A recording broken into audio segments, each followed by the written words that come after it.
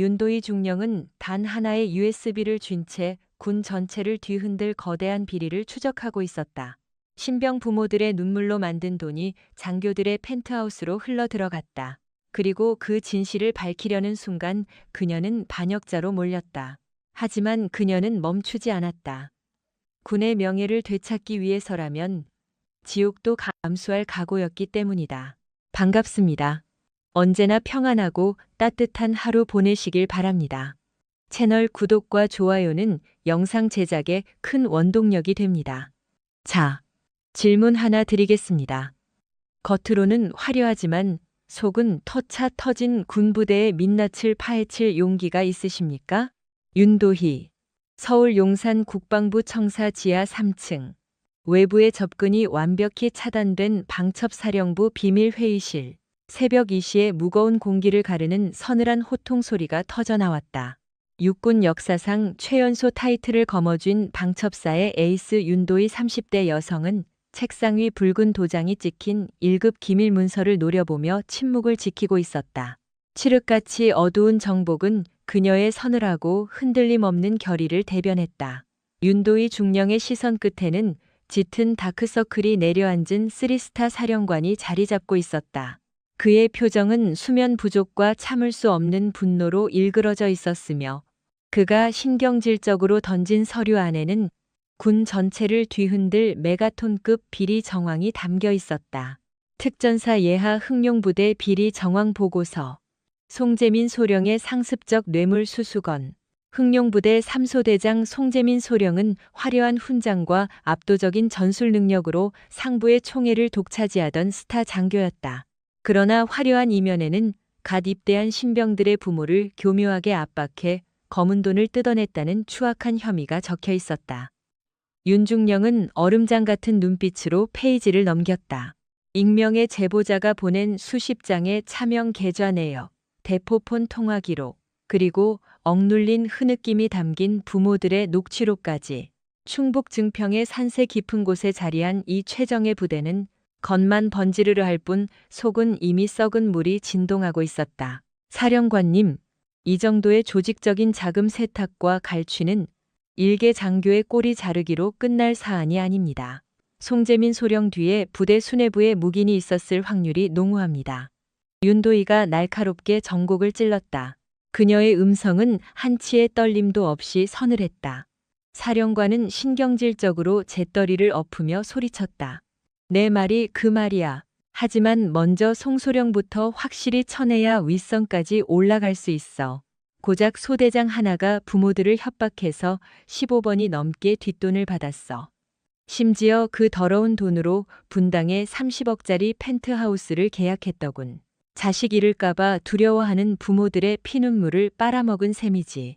당장 놈의 숨통을 끊어놔야 해. 수많은 서류 중 유독 윤중령의 시선을 사로잡은 한 줄이 있었다. 야간 혹한기 훈련 중 쓰러졌던 아들을 살리기 위해 한 어머니가 생명줄 명목으로 송소령의 내연녀 계좌에 수천만 원을 꽂았다는 충격적인 내역이었다. 윤중령은 볼펜 끄트머리로 탁자를 톡톡 치며 서류에 붉은 밑줄을 그었다. 표면상으로는 정례적인 고강도 감찰, 이면에는 내부 고발자를 활용한 함정 수사를 병행하겠습니다. 방첩사는 정치질에 노란하지 않습니다. 제게 송소령을 요리할 전권을 위임해 주십시오. 놈의 빛나는 무공 훈장이나 뒤를 봐주는 군단장의 인맥 따위는 제 알파 아닙니다. 저는 오직 썩은 부위를 도려내는 메스의 역할만 수행할 것입니다. 사냥감을 포착한 독수리처럼 형형하게 빛나는 그녀의 눈빛에 사령관은 안도감이 섞인 한숨을 내쉬었다. 좋아. 내일 오전 9시부로 흑룡부대에 특임 감찰관으로 위장 전입해. 공식 직책은 부대 진단 TF 팀장. 송소령 놈이 눈치채지 못하도록 최대한 조용하고 치명적으로 움직여. 그리고 명심해라. 윤도희 중령. 이 작전이 새어나가는 순간 방첩사 전체가 날아가는 거야. 당신은 지금 군의 발쓴 심장을 맨손으로 뜯어내는 가장 위험한 수술대에 오르는 거니까. 다음 날 오전 8시 정각.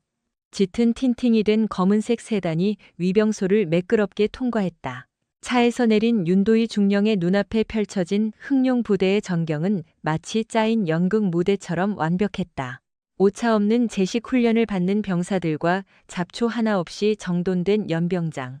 그녀는 정기 부대 평가를 명목으로 파견된 까다로운 본부 감찰관 행세를 했지만 그녀의 뇌구조는 오직 이 평화로운 연극 무대 뒤에 숨겨진 추악한 쥐새끼들을 사냥할 설계로만 가득 차 있었다. 본청 2층의 구석진 임시 사무실. 윤중령은 외투를 벗기도 전에 챙겨온 태블릿을 켜고 송재민 소령의 과거 기록을 스크리닝했다. 송재민 소령, 30대 후반, 육사 수석 졸업에 해외 파병 경험 다수, 심지어 대통령 표창까지 받은 무결점의 사나이. 대체 어떤 유혹이 이 엘리트 장교의 영혼을 악마에게 팔아넘기게 만든 것일까? 그녀가 퍼즐의 조각을 맞추며 가설을 세우고 있을 때 복도를 울리는 군화 소리가 멈추더니 묵직하게 노크 소리가 울렸다. 감찰관님, 환영합니다. 삼소대장 송재민 소령입니다. 문이 열리며 훤칠한 키의 송재민 소령이 성큼성큼 걸어 들어왔다. 탄탄하게 벌어진 어깨와 서글서글한 웃음을 띤 그는 뇌물수수 혐의자라기엔 너무나 뻔뻔할 정도로 당당한 여유를 내뿜고 있었다. 어서 오십시오, 송소령님. 윤중령은 입가에 비즈니스적인 미소를 띤 채 악수를 건넸다. 은연중에 상대의 맥박과 긴장도를 체크하려는 의도였으나 맞잡은 그의 소나기는 소름 끼칠 만큼 평온하고 다부졌다. 감정을 완벽히 통제할 줄 아는 소시오패스급의 포커페이스였다. 본부에서 예고 없이 감찰을 나오신다고 해서 내심 기대하고 있었습니다. 저희 소대의 기강과 규정 준수 여부를 철저하게 검증해 주시길 부탁드립니다. 저는 늘 부대원들에게 사사로운 감정에 휘둘리지 않는 칼 같은 원칙을 주문합니다. 송소령의 목소리는 너무나 단호하여 마치 자신이 청렴의 표본인 듯한 착각마저 불러일으켰다. 윤도희는 그 가증스러운 연기를 감상하며 얼음 같은 눈빛을 유지했다. 훌륭한 마음가짐이시군요, 송소령님. 저 또한 공직자의 탈을 쓰고 사리사욕을 채우는 기생충들을 색출하는데 이골이 난 사람입니다. 이번 점검에서는 부대의 재정 투명성과 병사들의 처우 개선, 그 두 가지 이면에 가려진 진실을 파헤쳐 볼 생각입니다. 그녀가 의도적으로 힘주어 말한 투명성과 진실은 마치 목줄을 옥죄는 날카로운 비수와 같았다. 찰나의 순간, 송소령의 눈과 근육이 미세하게 파르르 떨렸다. 그러나 금세 사람 좋은 미소로 포커페이스를 복구했다. 안심하셔도 좋습니다. 저희 대원들은 부모님들과 주기적으로 면회하며 끈끈한 유대감을 형성하고 있으니까요. 오, 유대감이라 흥미롭군요. 그렇다면 그 끈끈함을 핑계로 가령 위문품 대리 구매나 훈련 제외 조건부 후원금 같은 명목으로 부모님들의 지갑을 은밀하게 여는 일은 단 한 건도 없었겠네요. 윤도희는 커피를 한 모금 음미하며 가벼운 수다라도 떠는 양 그의 심장을 후벼 팠다. 그 순간 송소령의 얼굴에서 마지막 여유마저 증발해버렸다. 미소 대신 도끼를 품은 짐승 같은 경계심이 눈동자를 덮었다. 감찰관님, 질문의 의도가 다분히 불쾌하군요. 대한민국 장교가 사적으로 금품을 수수한다는 건 군법 회부 대상입니다. 저희 삼소대를 모욕하지 마십시오. 송소령의 목소리는 한층 낮아졌고 억눌린 초조함이 뚝뚝 묻어났다. 윤중령은 더 이상 그를 쳐다보지 않은 채 블라인드 틈새로 살을 에이는 추위 속에서 알몸 구보를 뛰고 있는 병사들을 무심히 내려다보았다. 송소령, 제가 방첩사에서 어떻게 그 나이에 중령 계급장을 달았을 것 같습니까? 변두리 부대의 영수증이나 쪼가리 검사하러 온 게 아니란 소리입니다. 저는 조작 불가능한 증거만을 사냥합니다.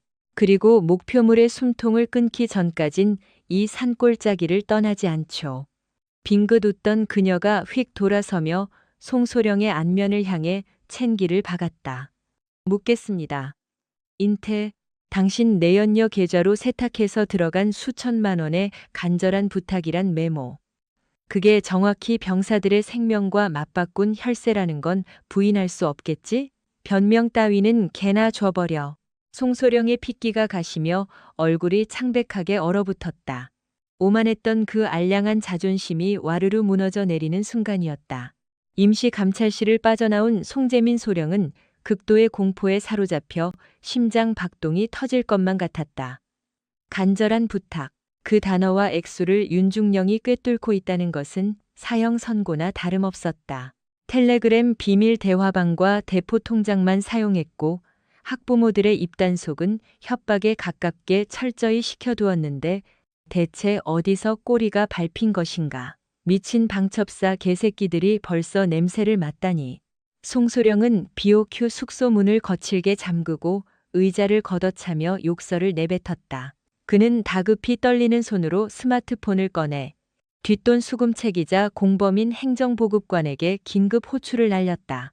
같은 시각 윤도희 중령은 홀로 앉아 송소령의 모든 말과 제스처를 뇌리에 스캔하며 프로파일링을 마쳤다. 첫째, 핵심 키워드에 동공지진을 일으킨 전형적인 범죄자의 징후. 둘째, 공과 사라는 단어로 스스로를 과대 포장하는 얄팍한 방어 기제. 셋째, 부모님들과의 원활한 소통이라는 멘트는 곧 뒷돈 납부 기일을 의미하는 그들만의 은어일 확률 99%. 윤중령은 화이트보드에 흑룡부대 조직도를 마커로 거칠게 그렸다. 송재민 소령을 정점으로 수금책인 행보관, 핍박받는 소대원들, 그리고 이 모든 걸 눈 감아준 윗선들의 커넥션을 빨간 선으로 연결해 나갔다. 사건 앞에서 자비란 없는 그녀의 냉철한 본성은 사소한 동정심마저 철저히 배제시킨 채 완벽한 수사기계로 작동하게 했다.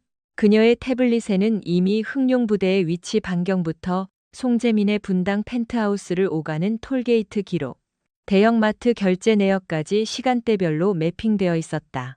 숨겨진 돈줄을 역추적하는 것, 그것이 가장 잔인하고도 확실한 목줄 죄기다. 이튿날 윤도희는 정식 위수지역 감찰을 빌미로 칼을 빼들었다. 고위 간부들의 접대를 걷어차고 그녀가 가장 먼저 발걸음을 돌린 곳은 먹이사슬의 최하층에 있는 신병들의 막사였다. 이병지훈. 넷, 이병지훈. 윤중령은 경직된 병사에게 다가가 종이컵에 담긴 따뜻한 율무차를 건네며 나긋나긋하게 속삭였다. 숨쉬고 편하게 앉아. 내가 온 건 너희가 부당한 대우를 받지 않고 무사히 제대할 수 있도록 돕기 위해서야. 무서워하지 말고 있는 그대로 말해주렴. 전 아무 문제 없습니다. 소대장님은 최고의 지휘관이십니다. 정이병은 덜덜 떨리는 손으로 종이컵을 쥐고 파르르 떤 입술을 깨물었다. 애써 피하는 시선과 부자연스러운 호흡. 윤중령은 이 어린 병사가 잔혹한 협박 아래 철저히 길들여져 있다는 것을 단번에 간파했다. 거짓말은 전우를 위험에 빠뜨리는 법이지. 최근 내 어머님이 심장질환으로 쓰러지셨다는 거 알고 있니? 네가 혹독한 얼차려에 다리를 절뚝인다는 소식을 듣고 무리하게 대출까지 받으셨다는 사실도. 정이병의 두 눈동자가 크게 흔들리더니 순식간에 핏기가 가셨다. 그는 죄인처럼 고개를 푹 숙인 채 어깨만 들썩였다. 아들을 지키기 위해 어머니가 악마의 입에 돈을 밀어넣은 그 끔찍한 굴레를 네가 끊어내야 해. 가짜 평화를 위해 침묵한다면 결국 그 대가는 내 가족의 파멸로 돌아올 뿐이다. 윤중령의 예리하고도 먹먹한 충고는 정이병의 방어벽을 산산조각 내버렸다. 참았던 눈물이 뚝뚝 떨어지며 뺨을 적셨다. 중령님, 아니에요. 우리 엄마는 송소령님한테 돈 바친 적 없어요. 진짜로 없다고요. 절박한 부정은 역설적이게도 가장 확실한 자백이었다. 그의 필사적인 부인은 오히려 감추고 있던 진실을 낱낱이 드러내는 꼴이었다. 그는 어머니가 갑옷까지 팔아가며 마련한 돈의 의미를 알고 그 죄책감에 짓눌려 있었다. 그때 문이 거칠게 열리며 송재민 소령이 불쑥 들어왔다. 죄송합니다. 중령님. 보안 점검차 잠시 들렀습니다. 송소령은 대화에 끼어들며 정이병에게 살벌한 눈치를 주었다. 정이병. 넌 밖으로 나가 있어. 윤중령은 조금도 흔들림 없이 송소령을 응시했다. 송소령. 이곳의 통제권은 제게 있습니다. 제 승인 없는 난입은 용납되지 않습니다. 게다가 정이병을 내보내는 행위는 중대한 감찰 방해로 기록될 것입니다. 그녀의 음성은 서리발처럼 매서웠다. 송소령은 속으로 이를 갈았다. 오해하셨습니다. 중령님. 그저 갓 전입 온 이등병이 과도하게 위축된 것 같아 지휘관으로서 신경 쓴 것뿐입니다. 부하를 챙기는 건 좋은 자세지만 진실을 은폐하려는 시도는 군기 위반입니다. 윤도인은 송소령의 옷깃에 달린 소형 마이크 자국을 매섭게 쳐다보며 말했다. 송소령, 지금 당신의 태도는 다분히 의도적이고 불투명합니다. 명백히 경고하건대 제 수사에 함부로 개입하지 마십시오. 송재민은 더 이상 반박하지 못하고 밖으로 빠져나갔다. 복도를 걷는 그의 표정은 살기로 번뜩였다. 자신이 정교하게 짜인 덫에 빠졌음을 직감한 그는 윤도희 중령을 제거하기 위해 극단적인 선택마저 불사할 작정이었다. 송재민 소령은 밖으로 나오자마자 끓어오르는 분노를 억눌렀다.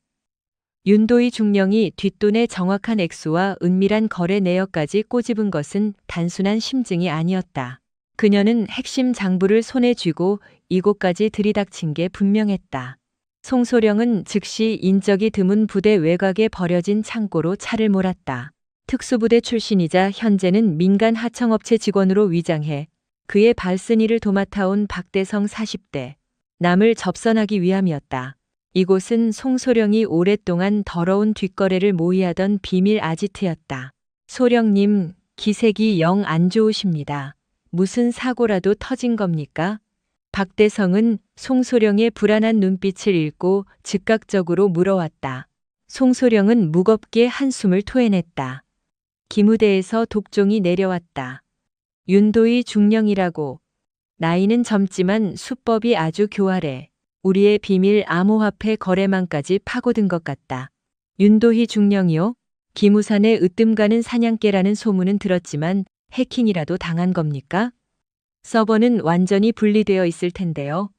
박대성의 목소리에 당혹감이 스쳤다. 단순한 해킹이 아니야. 이미 이등병 정지훈 건의 꼬리를 잡았어. 정의병 부모가 동탄에서 세탁된 자금으로 거액의 코인을 전송한 사실까지 털렸다면 VIP 명단에 있는 다른 스폰서들도 전부 줄소환될 거다. 송소령은 분을 참지 못하고 철제 드럼통을 걷어찼다. 송소령의 뒤에는 개인의 일탈을 넘어 군 고위층과 방산업체가 결탁한 거대한 군산복합체 카르텔이 존재했다. 그는 그저 이 거미줄 같은 점조직의 배달부일 뿐이었다.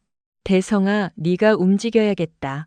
윤중령이 어떤 루트로 암호망을 뚫었는지 역추적해. 그녀의 부대 내 동선, 데이터 열람 기록, 상급 부대 보고 채널 전부 도청하고 감시해. 그리고 정지훈 이병을 비롯해 돈줄이 되어준 부모들에게 즉각 경고장을 날려. 무사히 넘어가면 특급 대우를 받겠지만 한마디라도 누설하면 아들들을 가장 험악한 격전지로 쫓아버리겠다고 협박해. 박대성은 마른 침을 삼켰지만 지시를 거부할 방도가 없었다. 그의 목숨줄 역시 카르텔의 톱니바퀴에 단단히 물려 있었기 때문이다. 명심하겠습니다, 소령님. 윤중령의 일거수일투족을 감시망에 넣겠습니다. 하지만 기무대 에이스의 개인 장비를 해킹하는 건 자살 행위입니다. 위험? 난 이미 벼랑 끝에 매달려 있어. 그 여자가 본부에 자료를 넘기기 전에 스파이웨어라도 심어서 자료를 날려버려. 그리고 이 모든 수사가 기무대 내부의 파벌 싸움인 것처럼 역공작을 펼친다. 송소령의 두 눈엔 도끼가 가득 서려 있었다. 한편 윤도희 중령은 방해를 일삼고 나간 송소령의 등 뒤를 보며 그가 극단적인 저항을 시작할 것임을 예감했다. 원칙을 목숨처럼 여기는 그녀에게 이런 거대한 조직적 부패는 반드시 도려내야 할 썩은 살점과 같았다. 그녀는 정지훈 이병의 증언을 확보하자마자 통신보안실장에게 긴급 공문을 발송했다. 지난 1년간의 기밀 서버 로그와 블라인드 처리된 예산 집행 내역을 전부 넘기라는 지시였다.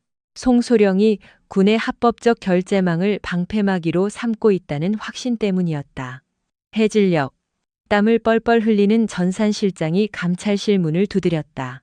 중령님, 요구하신 데이터 중 고스트 작전 예산안이라는 항목이 송소령님의 생체 인식 암호로 봉인되어 있습니다. 그의 동의 없이는 열람이 불가합니다. 윤중령은 차가운 미소를 지었다. 부패한 자들이 을의 보안과 특수라는 핑계 뒤에 숨는다는 사실을 그녀는 너무도 잘 알고 있었다. 그 파일의 잠금 명분은 대체 뭡니까? 송소령님 말로는 극비리에 도입 중인 첨단 드론 정찰 장비 대금이라 외부 유출 시 큰일 난다고 하셨습니다. 어불성설입니다.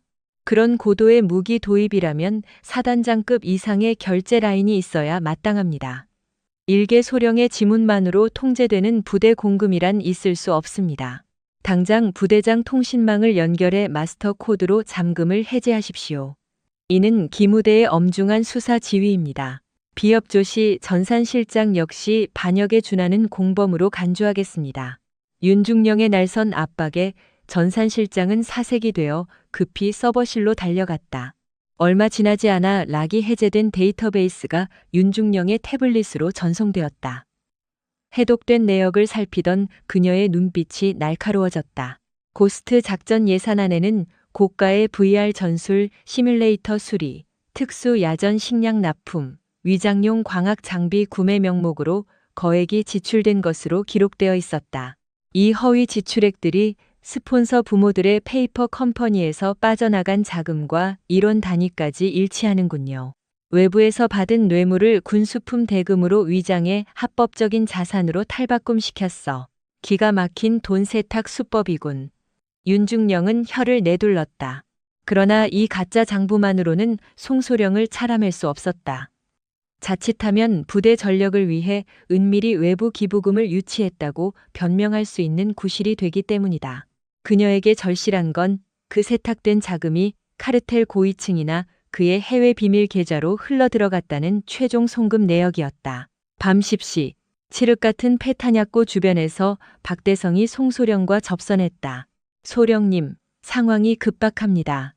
윤중령이 기어코 부대장의 마스터 코드를 이용해 고스트 작전 내역을 까봤습니다. 게다가 정지훈, 이병 등 타깃이 된 신병들을 줄줄이 독대했습니다. 놈들이 어디까지 불었는지는 확인 중입니다. 송소령은 신경질적으로 입술을 뜯었다. 장부 조작은 완벽해. 감히 그걸로는 날 엮지 못할 거다. 하지만 내 다크웹 지갑 주소를 찾아내면 내 모가지는 물론이고 윗선까지 줄초상이나. 그렇습니다. 그런데 흥미로운 꼬리를 하나 밟았습니다. 윤중령이 최근 부대 냉난방 시스템 유지보수 기사로 위장한 군무원과 접촉했습니다. 알고 보니 그자는 부대 통신망 백도어를 관리하는 해커 출신이었습니다. 윤중령이 시설 점검을 빙자해 은밀히 내부 조력자를 굴리고 있다는 사실을 송소령이 날카롭게 포착해낸 것이다. 그 정비기사는 분명 윤중령이 심어놓은 정보원일 것이다. 이건 전세를 뒤집을 절호의 찬스다. 송소령의 입가에 비열한 미소가 번졌다. 그 여자가 영장 없이 내 암호화폐 지갑을 털려 한다면 우리는 그 불법 해킹을 빌미로 그녀를 파면시킬 수 있어. 윤도희 중령이 그렇게 원리 원칙을 사랑한다지? 그럼 그 고결한 수사 방식에 치명적인 오점을 찍어주지. 송소령은 대성에게 지독한 덫을 놓으라고 지시했다.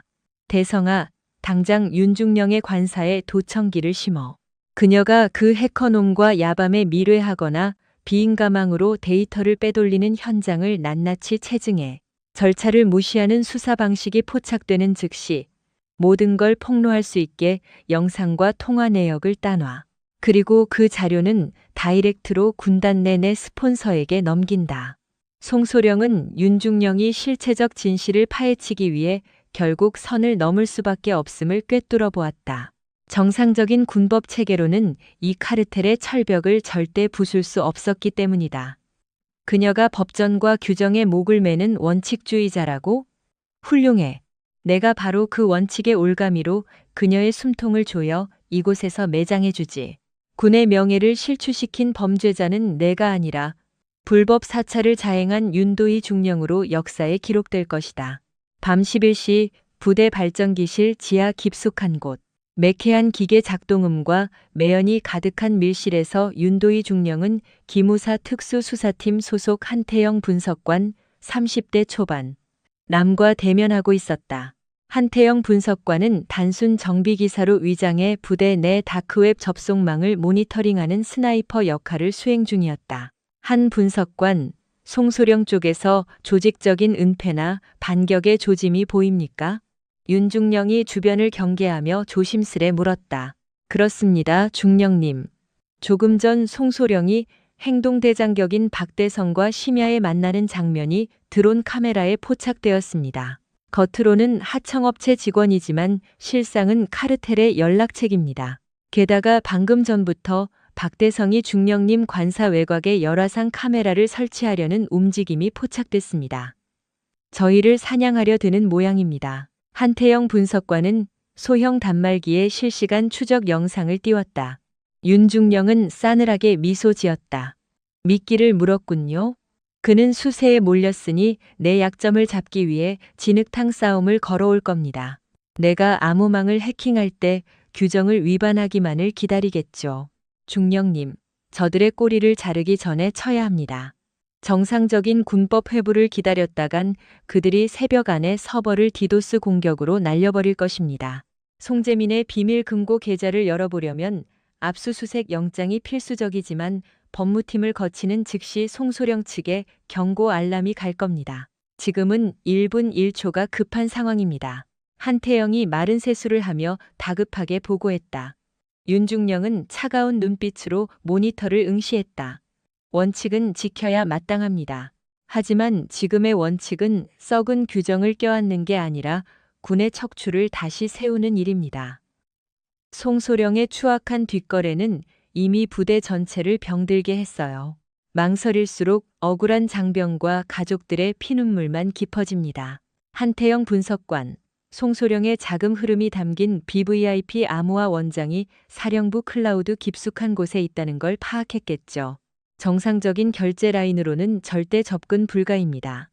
하지만 당신이 과거 사이버전 사령부에서 했던 일들을 압니다. 파일을 빼내세요. 그리고 방화벽을 우회해 로그를 백지화하십시오. 열람의 흔적조차 먼지처럼 사라져야 합니다. 이것은 최악을 막기 위한 극약 처방입니다. 이 작전에서 파생되는 모든 군법 위반은 내 목을 걸고 책임지겠습니다. 내가 지휘관으로서 십자가를 짊어질 테니 당신은 작업만 성공시키세요. 한태영은 마우스 위에서 손가락을 멈칫했다. 정보사 엘리트 요원인 그에게 무단 데이터 추출은 즉각적인 파면을 넘어 구속을 의미했다. 그러나 윤중령의 결연한 눈동자에는 일말의 두려움도 없었다. 그녀는 스스로 제복을 벗을 각오로 이 진흙탕에 뛰어들고 있었다. 지시대로 하겠습니다. 윤도희 중령님, 오늘 밤 3시 정각에 데이터 추출을 끝내고 3중 암호화 처리하여 중령님 전용 생체 인식 USB에 이식해 두겠습니다. 단, 지금 중령님 관사 근처에 의심스러운 그림자들이 배회하고 있습니다. 직접 전달은 자살 행위입니다. 윤중령은 즉각 동선을 수정했다. 부대나 시내가 아닌 증평 외곽의 폐건축 자재 창고를 새로운 접선지로 지목했다. 관사를 빠져나가 위장 접선을 하죠. 부대 밖에서 은밀히 넘겨받겠습니다.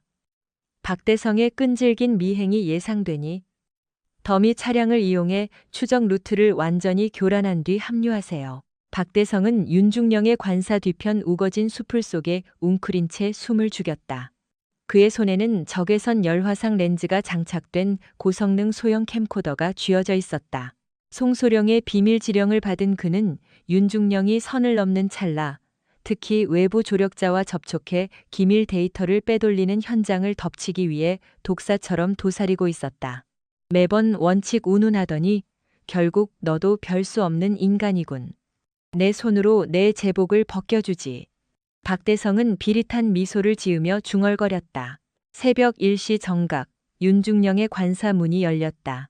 검은색 윈드브레이커에 모자를 푹 눌러 쓴 그녀는 어깨에 슬링백 하나만을 맨 채 밖으로 나왔다. 그녀의 발걸음은 조명이 밝은 위병소가 아닌 철책선이 낡아 인적이 끊긴 서쪽 외곽 순찰로를 향하고 있었다. 박대성은 발소리를 죽이며 거리를 유지했다. 당장 송소령에게 보고할까 고민했지만 결정적인 스모킹건을 물기 전에는 무전기 전원도 켜지 말라는 송소령의 살벌한 경고가 떠올라 꼭 참았다. 윤중령은 습기가 가득한 부대 밖 야산 오솔길을 따라 빠르게 이동했다. 박대성은 나무 기둥 사이를 다람쥐처럼 옮겨다니며 그녀의 등 뒤를 쫓았다. 윤중령의 동선에는 거침이 없었다. 사전에 치밀하게 리허설이라도 한 사람 같았다. 마침내 그녀의 발걸음이 멈춘 곳은 도안면 외곽에 방치된 폐기물 보관 창고 겸 구형 초소였다. 전기가 끊겨 칠흑같이 어두운 폐건물이었지만 그녀는 녹슨 철문을 삐걱거리며 안으로 스며들었다. 박대성은 신속하게 깨진 창문 틈새로 렌즈를 들이밀었다. 이내 건물 안쪽에서 스마트폰 손전등으로 추정되는 푸르스름한 빛이 번졌고 윤중령과 마주선 한 남자의 실루엣이 화면에 잡혔다. 남자가 쓴 헬멧과 작업복을 벗자 얼굴이 드러났다. 통신망 수리기사로 위장해 부대를 빠져나온 한태영 분석관이었다. 망원 렌즈 너머로 한태영이 소형 방수 노트북을 부팅한 뒤 윤중령의 손바닥 위에 은색 USB를 올려놓는 모습이 선명하게 들어왔다.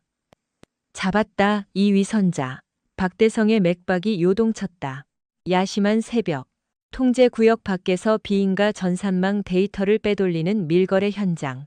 윤도희 중령의 숨통을 끊어놓을 완벽한 항명 및 군사기밀보호법 위반 증거였다.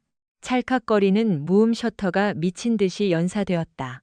USB가 두 사람의 손을 교차하는 찰나. 암호 해독 화면이 띄워진 노트북 모니터. 그리고 버려진 초소라는 장소가 주는 은밀함까지 모든 것이 완벽한 구도였다. 박대성은 이 몇 장의 사진이 송소령에게 날개를 달아주고 윤중령을 군사재판의 나락으로 떨어뜨릴 동아줄임을 직감했다. 꼬투리를 완벽히 쥐었다고 판단한 그는 재빨리 수풀을 빠져나와 위성 전화를 켜고 송소령을 향한 암호화된 송신 버튼을 눌렀다. 새벽 3시 15분.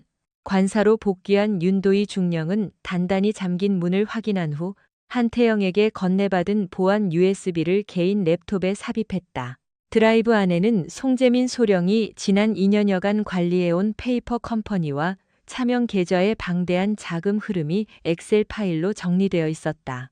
늘 원칙을 방패 삼아 수사해온 그녀였지만 지금 자신이 군형법을 정면으로 위배하고 있다는 사실을 부정하지 않았다. 그녀는 속으로 다짐했다. 만약 이 데이터에서 송소령의 비리 연결고리를 찾아내지 못한다면 내일 아침 내 손으로 사직서를 내겠다. 암호키를 입력하자 엄청난 양의 거래 장부가 쏟아졌다. S방산업체, K부동산 신탁, 그리고 M군인공제회 지부의 이름으로 송소령의 세탁 계좌에 꽂힌 돈은 상상을 초월했다. 무엇보다 충격적인 스모킹건은 정지훈 이병의 모친이 아들 치료비 보탬이라는 명목으로 돈을 보낸 정확히 이 시간 뒤 송소령의 계좌에서 판교의 최고급 주상복합 아파트 잔금 명목으로 수천만 원이 코인 거래소를 거쳐 이체된 흔적이었다. 이런 미친. 윤중령의 입에서 억눌린 신음이 터져나왔다.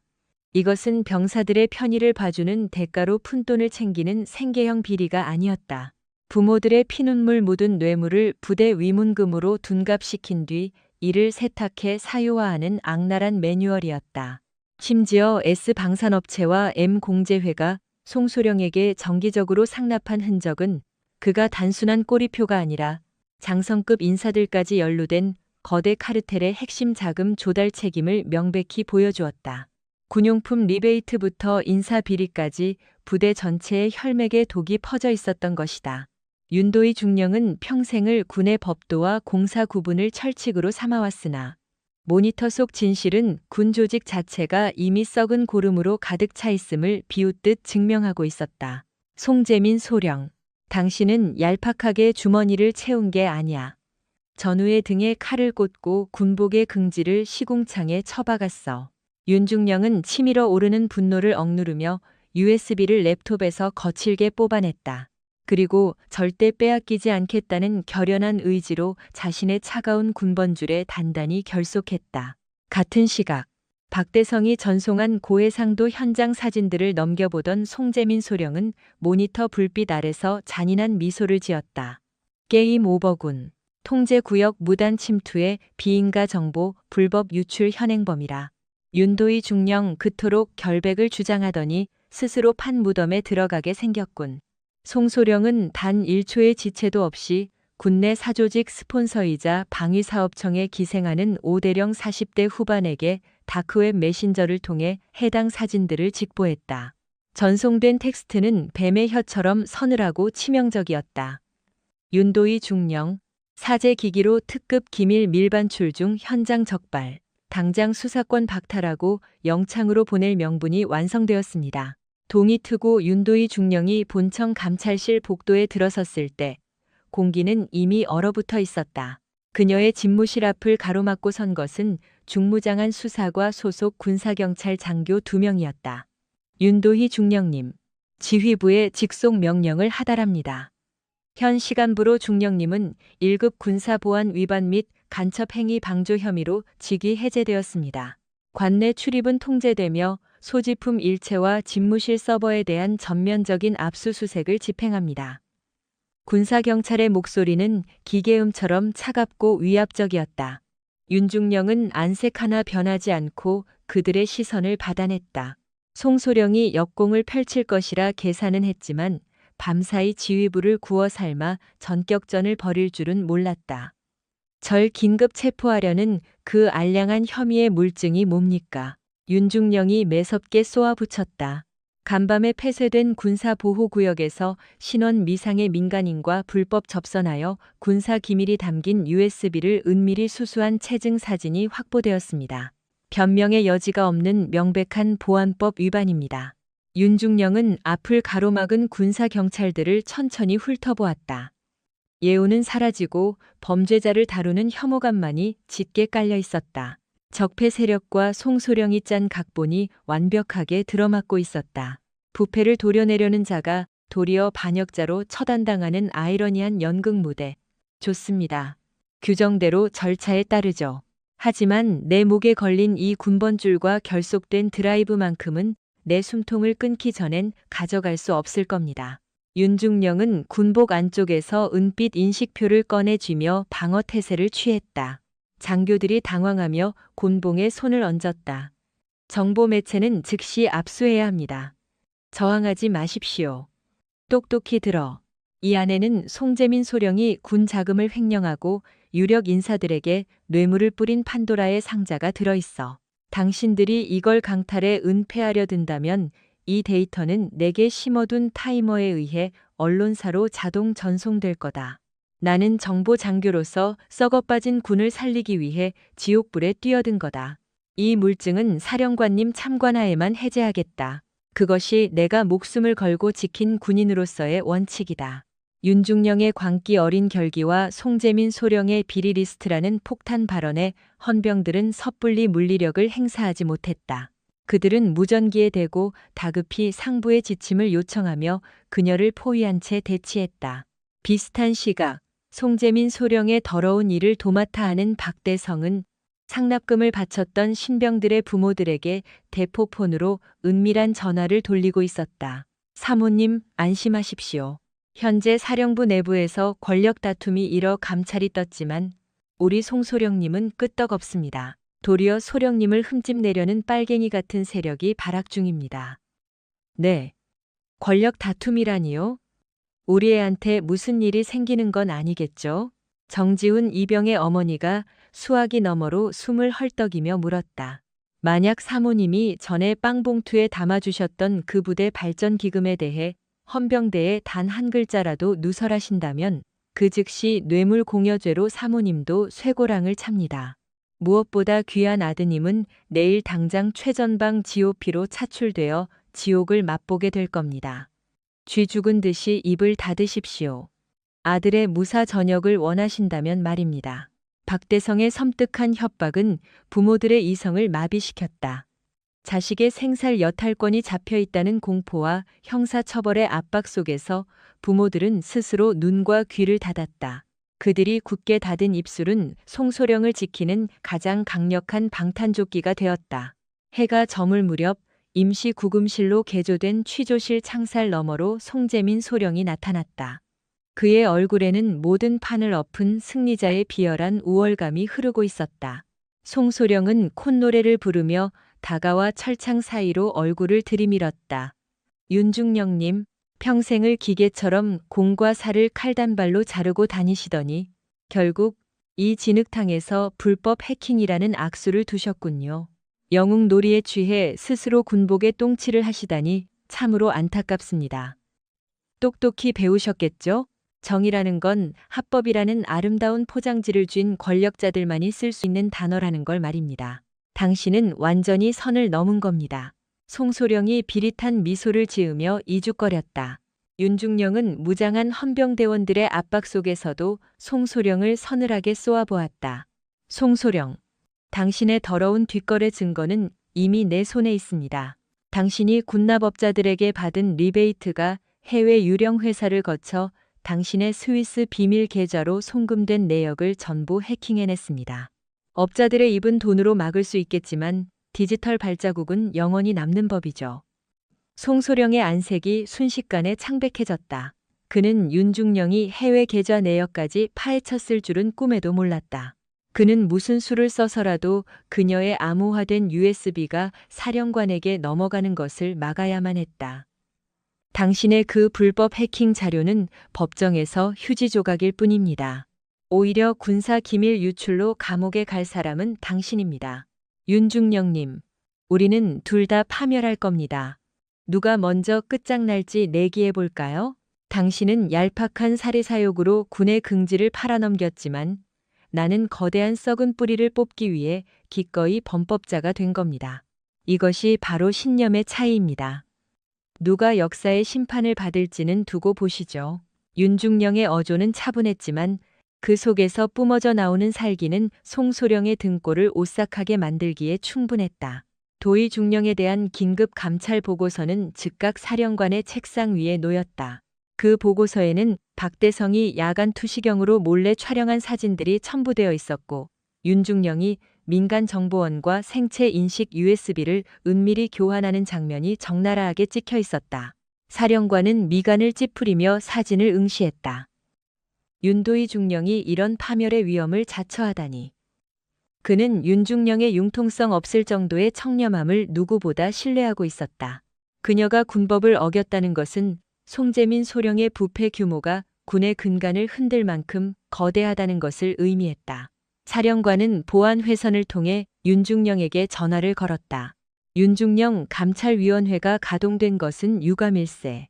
하지만 투명성을 위해 원칙대로 처리해야 하네. 즉시 그 USB를 군사경찰의 호위하에 사령부로 보내게. 내가 직접 암호를 풀고 진상을 파악하겠네.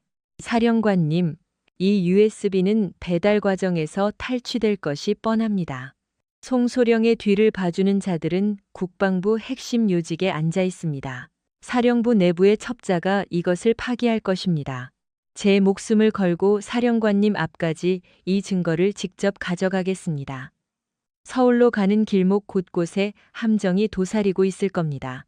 저를 믿으신다면 위장 호송 차량을 내주시고 단독 작전을 허가해 주십시오. 윤중령의 목소리는 피투성이가 되어서라도 끝을 보겠다는 전사의 결연함으로 가득 차 있었다. 사령관의 수화기 너머로 무거운 침묵이 흘렀다. 그는 이미 송재민 소령 뒤에 오대령을 위시한 군사기득권 카르텔이 단단히 툴리를 틀고 있다는 첩보를 입수한 상태였다. 윤중령의 경고는 결코 과장이 아니었다. 알겠네, 윤중령. 내 직권으로 호송 작전을 승인하마. 정예 헌병 타격대를 붙여줄 테니 그 USB를 지키고 즉각 용산 국방부 벙커로 진입하라. 단 명심해. 만약 그 데이터가 조작되었거나 송소령의 범죄를 입증하지 못한다면 자네는 반역죄에 준하는 처벌을 받게 될 거야. 윤도의 중령은 통신을 종료했다. 1차적인 설득에는 성공했지만 지금부터가 진짜 사선이었다. 송재민 소령과 오대령의 사조직은 증거인멸을 위해 암살도 서슴지 않을 인간들이었다. 최전방 부대에서 서울 용산까지의 경로는 피비린내 나는 전쟁터가 될 것이 뻔했다. 윤도의 중령의 용산 국방부 호송 작전은 철저한 기만 전술 속에 시작되었다. 헌병대 특수임무대 소속 위관급 장교 1명과 베테랑 부사관 2명이 호위 임무를 맡았다. 호송 차량은 외관상 낡은 민수용 SUV로 위장되었지만 문짝 안쪽에는 방탄 패널이, 트렁크에는 전파 방해 장치 제모가 실려 있었다. 윤중령은 뒷좌석 구석에 몸을 기댔고 송재민 소령 일당의 목숨줄을 쥐고 있는 마이크로 USB는 방수 캡슐에 담겨 그녀의 전투복 안주머니 깊숙이 보관되어 있었다. 오직 이 칩을 사령관의 눈앞에 꺼내놓는 것만이 썩어빠진 군사 조직을 정화할 유일한 희망이었다. 중령님, 시동 겁니다. 기존 국도 루트를 폐기하고 산길을 우회하여 영동 고속도로를 타고 한양으로 진입합니다. 운전대를 잡은 헌병 장교가 브리핑을 했다. 그의 억양은 단호했지만 핸들을 쥔 손마디가 하얗게 질려 있었다. 윤중령은 틴팅이 짙게 된 창밖을 응시했다. 새벽 3시 30분. 폭우가 쏟아져 시야가 엉망이었지만 그녀의 직관은 날카롭게 곤두서 있었다. 송소령 측의 킬러들이 이 빛 속 어딘가에서 사냥개를 풀었을 것이 분명했다. 호송 팀장, 지금 본부와 실시간 위치를 공유하고 있나? 송소령 측이 군사 위성을 해킹해 우리 좌표를 털었을 확률이 높다. GPS 송신을 끄고 즉시 무전 침묵을 유지해라. 윤중령이 날카롭게 지시했다. 사령관님, 하달 사항은 끊김없는 보고와 최속 돌파입니다. 윤중령님, 호송 팀장은 교범의 얽매인 기계적인 답변만 내놓았다. 교범과 목숨 중에 뭘 택할 텐가? 송재민은 그저 좀도둑질을 한 게 아냐. 그는 거물들의 약점을 팔아먹는 브로커다. 이 USB가 털리면 그의 뒤에 있는 별들도 줄줄이 떨어질 텐데 그들이 우릴 살려둘 것 같나? 윤중령의 섬뜩한 경고에도 호송팀은 지시를 굽히지 않았다.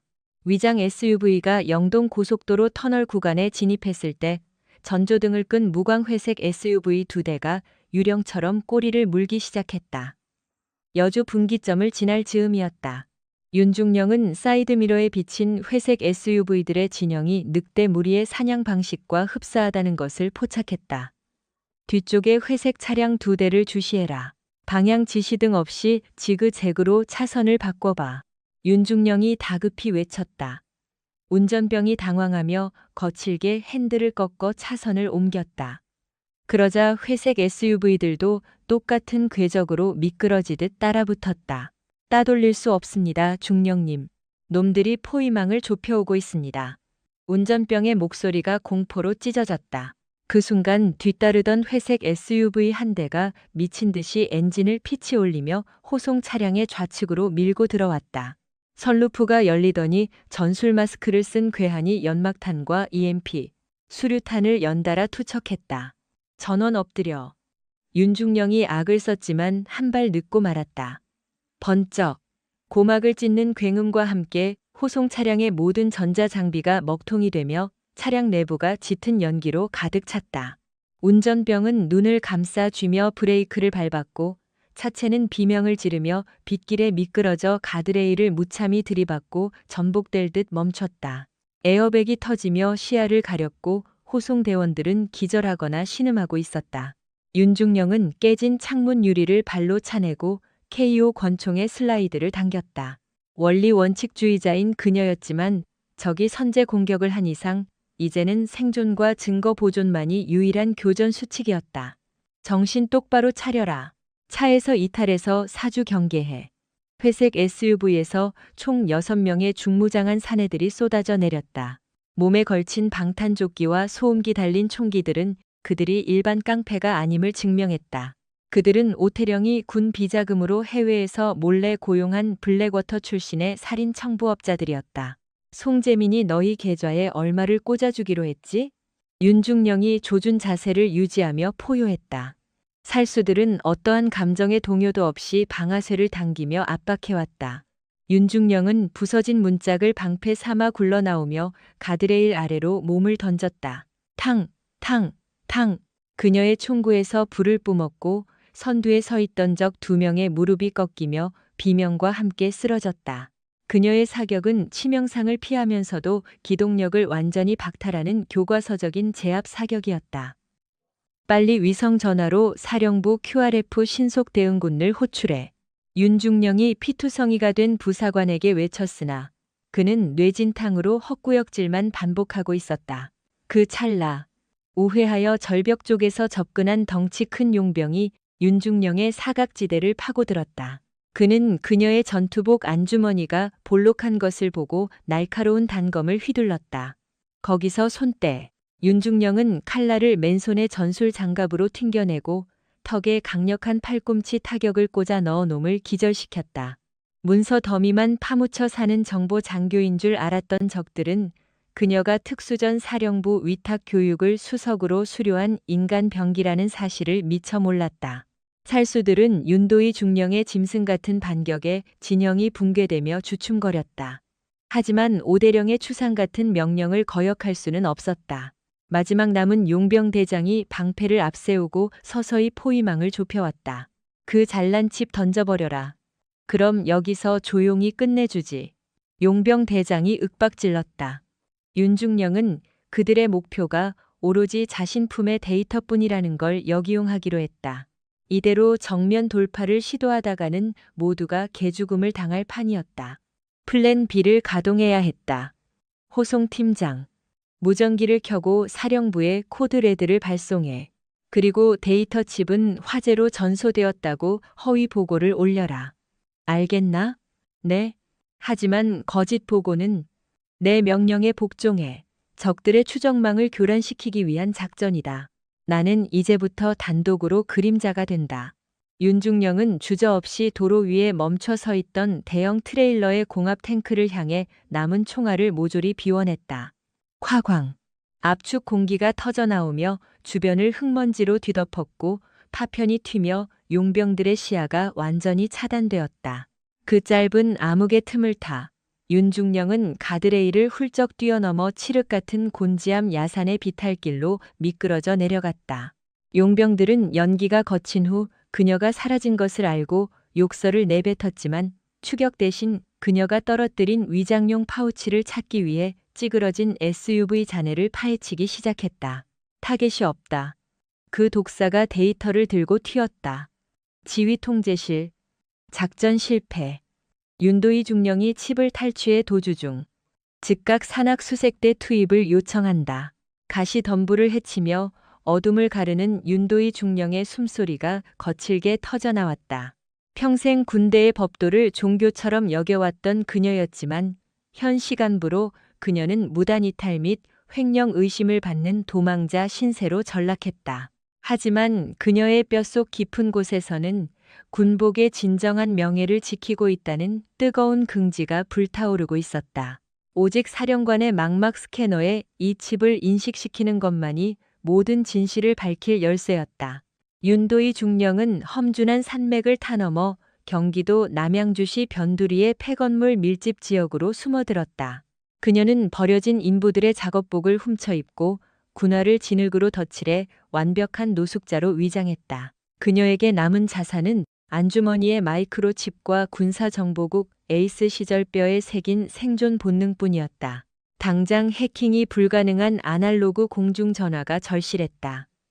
최신형 스마트폰은 켜는 순간 미사일 유도 장치나 다름없었다. 그녀의 뇌리에 오랫동안 잊고 지냈던 한 사람의 번호가 스쳐 지나갔다. 과거 방산 비리를 폭로하려다 군부의 조작으로 불명예 전역을 당한 삼촌이었다.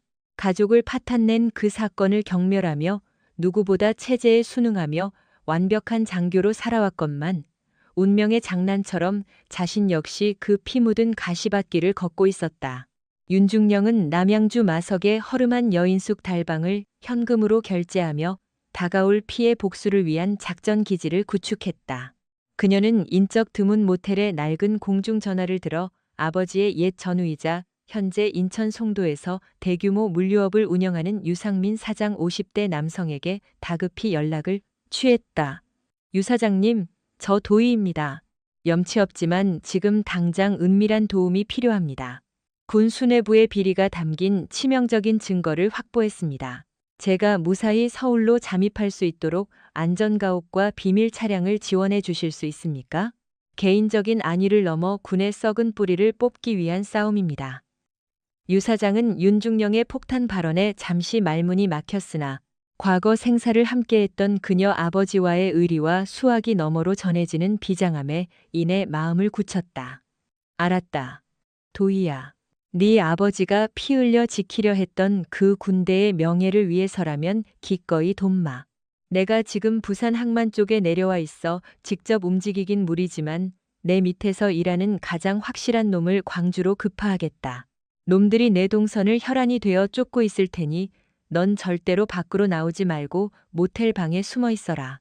송재민 소령은 윤중령이 문제의 USB를 탈취해 잠적했다는 급보를 듣고 책상을 엎으며 분노를 터뜨렸다. 그는 자신의 군 생활 전부를 걸고서라도 그녀의 숨통을 끊어놓겠다고 다짐했다. 방위사업청 소속 오대령의 권한을 빌려 군 통신망과 위성 추적망까지 불법적으로 가동하기 시작했다. 쥐새끼 한 마리 놓치지 말고 뒤져. 윤도희 중령을 당장 내 앞에 끌고 와. 그 여자가 쥔 USB가 터지면 우린 전부 군사재판에서 끝장이야. 흑룡부대를 떠나 서울사령부로 긴급 복귀한 송소령은 오대령의 지하 안가에 차려진 비밀 상황실에서 용병, 수준의 사설 추격대까지 합류시켰다. 오대령은 불안해하는 송소령을 서늘하게 쏘아보며 경고했다. 송소령, 정신 차려. 윤중령은 단순한 파일 유출자가 아니라 우리 조직의 아킬레스건을 정확히 찌르고 있어. 무슨 수를 써서라도 사령관과의 대면을 막아야 한다. 우린 이미 사령부에 그녀를 1급 군사기밀 절도 및 탈영범으로 수배해놨어. 사령관실 문턱을 넘기 전에 그녀가 들고 있는 모든 데이터를 해킹당해 조작된 가짜 증거로 둔갑시키는 게 우리가 살 유일한 길이다. 송소령은 사건의 뿌리를 잘라내기 위해 사병들의 가족들을 옥죄는 잔혹한 작전을 감행했다. 그는 정지훈 이병의 어머니에게 발신 번호 표시 제한으로 직접 전화를 걸었다. 어머님, 지금 정이병이 부대 내에서 심각한 망상 증세를 보이고 있습니다. 만에 하나 어머님께서 윤중령의 허무맹랑한 조사에 동조해 이른바 기부금 운운하신다면 아드님은 즉각 국군 정신병원 폐쇄병동으로 이송될 겁니다. 전역 후에도 평생 꼬리표가 붙어 취업조차 못하게 되겠죠. 헌병대에서 조사가 나오면 무조건 송소령님께 금전을 건넨 적이 없다고 부인하셔야 합니다. 입을 굳게 다무는 것만이 자식을 살리는 유일한 동아줄입니다. 서슬퍼런 협박에 어머니는 결국 아들의 미래가 망가질까 두려워 무너져 내렸다. 윤중령의 정의로운 제안에 응하려던 결심을 거두고 철저한 침묵의 대수로 숨어버렸다. 송소령은 이처럼 교활한 입막음을 통해 윤중령이 가진 물증을 살아있는 증언이 결여된 반쪽짜리 휴지 조각으로 전락시키려 음모를 꾸몄다. 동이틀 무렵 윤중령이 피신해 있던 허름한 외곽 모텔에 유 사장이 보낸 해결사가 은밀히 당도했다.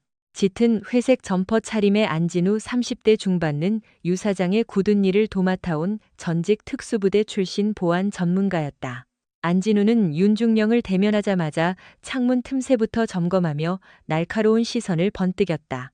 윤중령님, 송소령 측 세력이 이미 심부름센터와 뒷골목 끈앞풀들까지 매수해 중령님의 몽타주를 뿌렸을 겁니다.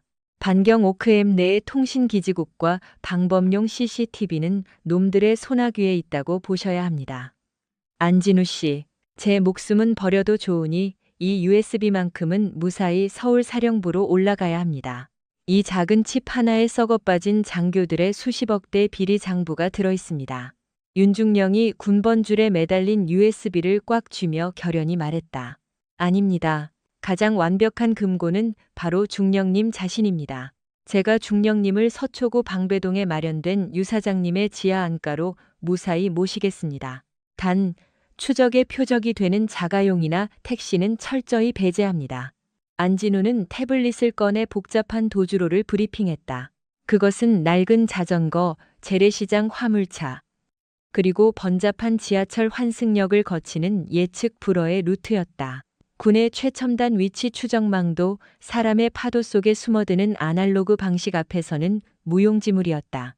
지금 이 순간부터 제 통제에 전적으로 따르셔야 합니다.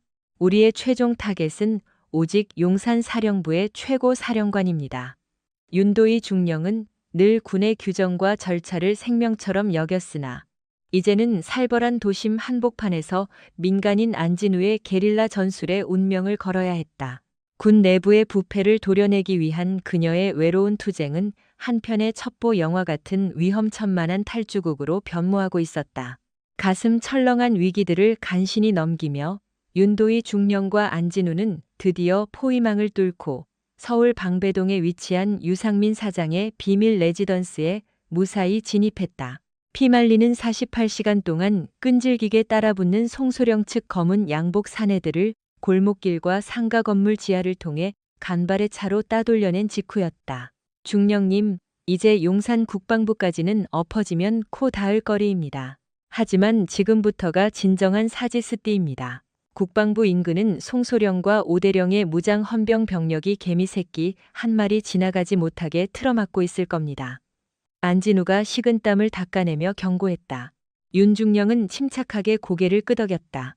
그녀가 국방부의 철문을 넘는 찰나 도망자라는 오명은 씻겨나가고 부패를 단죄할 심판자로 거듭나게 될 것이다.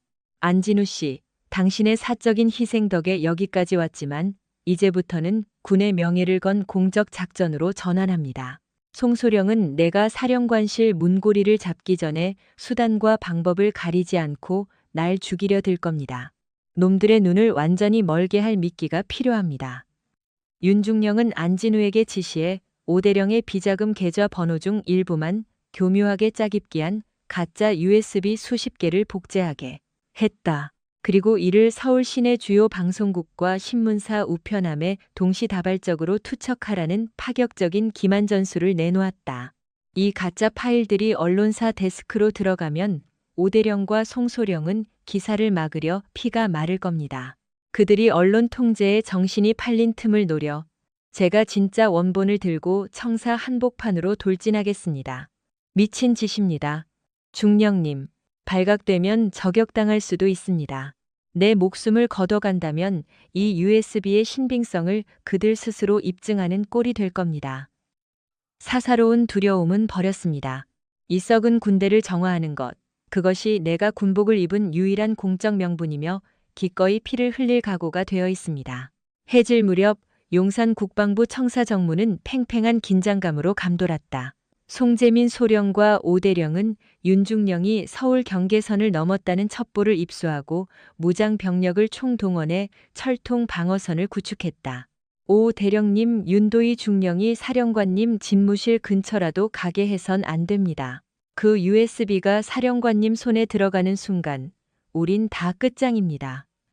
송소령이 입술을 깨물며 덜덜 떨리는 목소리로 말했다. 호들갑 떨지 마, 송소령. 개구멍 하나까지 다 틀어막아 놨어. 날개 달린 새라도 여긴 못 뚫어. 다만 밖에서 언론에 먼저 터뜨리기라도 하면 우리 목이 날아가니 그게 문제지. 오대령이 신경질적으로 담배를 지식이며 짜증을 냈다. 바로 그 찰나 청사 맞은편 전쟁기념관 광장에 몰려든 방송국 중계차와 기자들 사이에서 확성기 소리가 쩌렁쩌렁 울려 퍼졌다. 특종입니다. 방위사업청 오대령 전투식량 납품 비리 포착. 송재민 소령의 수십억대 페이퍼 컴퍼니 정황 발견. 안진우가 사주한 시민단체 회원의 기습적인 폭로였다. 수십 대의 카메라 플래시가 번쩍이고 인터넷에 실시간 속보가 깔리기 시작하자 오대령은 사색이 되어 정문 경계구역을 이탈했다. 송소령, 당장 공보실과 헌병대 동원해서 저 기자 새끼들 입부터 틀어막아. 저 데이터는 껍데기일 게 뻔하지만 여론이 불타오르면 우린 속수무책이야. 수비 병력이 언론 대응으로 우왕좌왕하는 틈을 타. 윤도희 중령은 청소 용역 업체의 유니폼을 입고 쓰레기 수거함 뒤편의 좁은 비상구를 통해 국방부 심장부로 은밀히 스며들었다. 순찰병들의 시야의 사각지대를 계산해가며 윤중령은 엘리베이터 대신 어두운 비상계단을 타고 사령관 집무실이 위치한 꼭대기층을 향해 쉼없이 올랐다. 한편 뒤늦게 가짜 USB에 덫에 걸렸음을 깨달은 송소령과 오대령이 짐승처럼 포효하며 계단으로 들이닥쳤다. 당장 잡아. 윤도희가 청사 안에 있다. 다 쏴 죽여서라도 막아. 송소령의 악에 바친 비명이 층계참을 울렸다. 윤중령의 숨은 턱끝까지 차올랐고 근육은 비명을 질렀지만 공정한 군대를 만들겠다는 단 하나의 굳은 신념이 그녀의 두 다리를 이끌었다. 드디어 사령관실이 보이는 긴 복도 끝에 다다랐을 때 땀범벅이 된 송소령과 오대령이 총기를 들이밀며 그녀의 앞을 가로막았다. 거기서 멈춰 윤중령. 넌 군의 위계 질서를 박살낸 반역자야. 그딴 출처 불명의 쓰레기 파일로 우릴 협박할 셈이냐. 오대령이 총구를 겨누며 위협했다. 계좌의 숫자는 위장할 수 없습니다. 대령님, 장병들의 피복비와 식대를 빼돌려 당신들의 호화 아파트를 올리고 입막음을 위해 병사들의 늙은 노모까지 협박한 추악한 진실이 바로 이 안에 있습니다. 윤중령은 총구 앞에서도 서리발처럼 차갑게 응수했다. 이성을 잃은 송소령이 윤중령의 목을 조르며 군번줄을 낚아채려 덮쳤다. 거친 난투극이 벌어지며 복도가 난장판이 된 찰나. 굳게 닫혀있던 육중한 사령관실 문이 벌컥 열렸다. 사령부 한복판에서 이게 무슨 추태들인가. 사령관의 불호령이 떨어졌다. 송소령이 끈질기게 USB를 쥐고 흔들었으나 윤중령은 피가 나는 손으로 그의 소나귀를 거칠게 물어뜯듯 쳐내고 사령관의 발밑으로 슬라이딩하듯 엎어졌다. 사령관님, 군의 썩은 심장을 여기 가져왔습니다. 윤중령은 바닥에 구르며 찢어진 군복과 흙먼지가 묻은 손으로 사령관의 거친 손바닥 위에 자신의 군번줄을 꽉 쥐어들였다.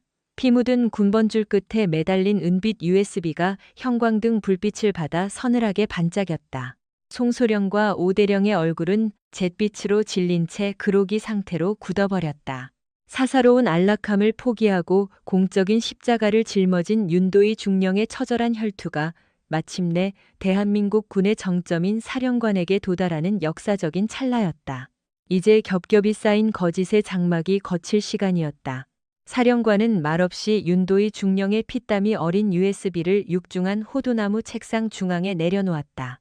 윤중령은 상처투성이인 몸을 꼿꼿이 세워 부동자세로 경례를 유지했고 밖에서 달려온 헌병들에게 양팔이 결박당한 송재민 소령과 오대령은 핏대를 세우며 발악했다. 사령관님, 저 파일은 윤중령이 외부 해커를 동원해 날조한 새빨간 거짓말입니다. 저 여자는 군의 극비 문서를 빼돌려 적국에 팔아넘기려 한 1급 반역자입니다. 오대령이 최후의 발악을 하듯 괴성을 질렀다. 사령관은 무거운 침묵 속에서 USB를 특수 보안 노트북에 꽂고 해독 프로그램을 돌렸다. 거대한 모니터 위로 송재민 소령의 해외 페이퍼 컴퍼니 내역과 유령 계좌들, 그리고 방위사업청 오대령이 방산업체 보스들과 나눈 충격적인 뒷거래 음성 파일까지 쏟아져 나왔다. 훈련병들의 피 같은 식비를 갉아먹고 협박으로 뜯어낸 부모들의 돈이 송소령의 계좌를 빙빙 돌아 오대령의 강남 최고급 펜트하우스 잔금으로 흘러들어간 파렴치한 궤적이 만천하에 드러났다. 꼼꼼히 스크롤을 내리던 사령관이 안경을 벗으며 윤중령을 무겁게 응시했다. 윤중령, 이 데이터는 빼도 박도 못할 핵폭탄급 물증이다. 송재민 소령과 오대령의 추악한 민낯이 여실히 입증됐어. 허나 자네는 이 판도라의 상자를 열기 위해 지휘 계통을 묵살하고 군 보안 시스템을 무단 해킹했다. 공과 사는 엄격히 구별되어야 해. 자네의 단독 행동은 군형법을 정면으로 위반한 중죄다. 윤중령은 조금의 떨림도 없이 눈을 맞추며 대답했다. 사령관님, 저는 제 개인의 영달이나 안위를 철저히 버리고 오직 썩어가는 군의 심장을 도려내겠다는 공적인 대의만을 위해 군법의 심판대에 오르기를 자처했습니다. 합법적인 절차에 기대었다면 저 거대한 카르텔은 하루아침에 모든 문서를 불태웠을 것입니다. 군복을 입은 자의 진짜 충성은 절차가 아니라 무너진 정의를 바로 세우는 데 있다고 믿습니다. 제게 내려질 어떠한 처벌도 달게 받겠습니다. 사령관은 길게 한숨을 내쉬고는 엄숙히 고개를 끄덕였다. 좋다. 자네의 뜻을 알겠다. 헌병대장은 지금 즉시 송재민 소령과 오대령을 계급장 떼고 긴급 체포해 이들과 결탁한 외부 세력까지 뿌리째 뽑아버려라.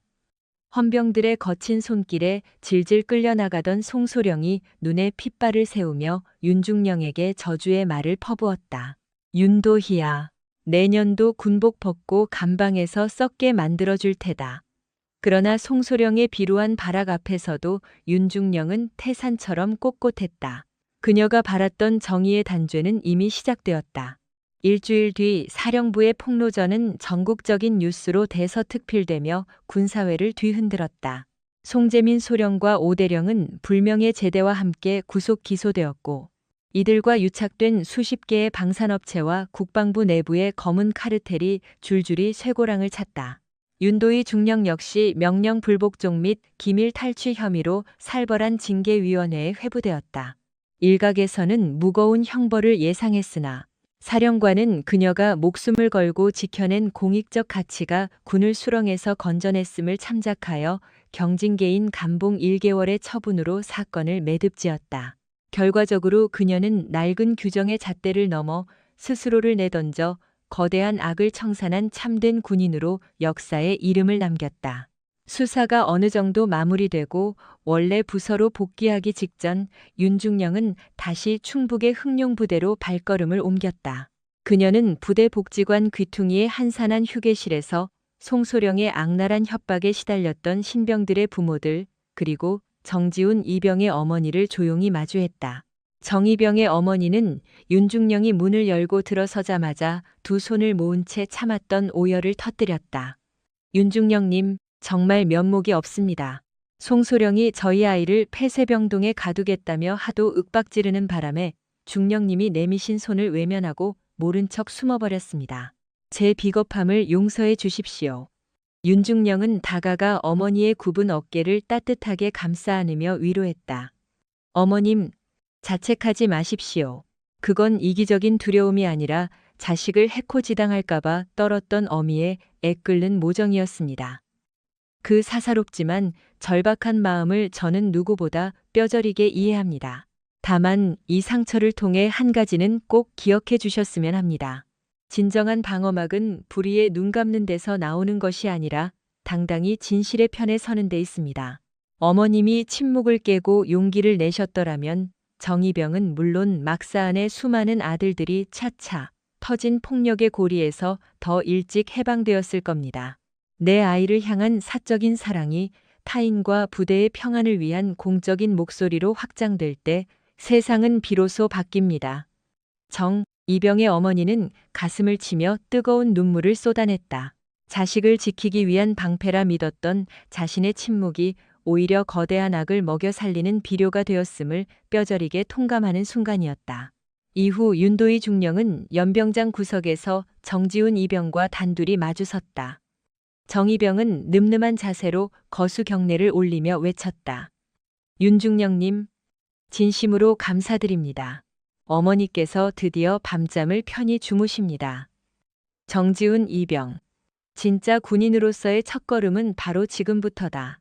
넌 어머님이 홀로 감내해야 했던 지독한 사적 고통과 내가 군복을 벗을 각오로 일궈낸 공적 심판을 두 눈으로 똑똑히 지켜봤다. 이 생생한 역사를 가슴에 새겨라. 윤중령은 자신의 목을 감싸고 있던 빛바랜 인식표를 뜯어내듯 풀러 정이병의 손에 쥐어주었다.